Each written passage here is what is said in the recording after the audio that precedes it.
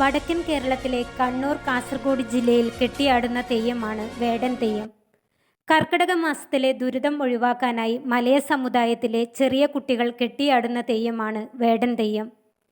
കർക്കിടക മാസത്തിൽ വീടുകളിൽ കയറിയിറങ്ങുന്ന വേടൻ തെയ്യം ചെണ്ടയുടെ ചൂടുകൾ വെച്ച് വേടൻ പാട്ടിൻ്റെ താളത്തിനനുസരിച്ച് ആടുമ്പോൾ വീടുകളിൽ കൊടികുത്തി വാഴുന്ന വിനാശകാരിയും ദോഷങ്ങൾ വാരി വിതറുകയും ചെയ്യുന്ന ചേഷ്ട മാറിമറിയുകയും ഐശ്വര്യത്തിൻ്റെയും സമ്പത്തിൻ്റെയും അതിദേവതയായ ലക്ഷ്മി ദേവി കുടിയിരിക്കുകയും ചെയ്യുമെന്നാണ് വിശ്വാസം.